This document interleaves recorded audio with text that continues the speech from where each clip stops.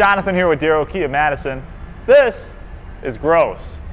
This is a cabin air filter we took out of a customer car and then replaced with a clean one. When these are brand new, it looks a little closer to it on the back. They're white. Now, your car has two air filters. There's one for the cabin and one for the engine. So this cabin air filter, this is what filters out outside debris and pollens and other allergens and stuff that would be in the air before you breathe it. Now, your engine air filter filters the air that your engine breathes. So it's important that both of you are cleaning breathe air. It's a little more gross when you're breathing this in.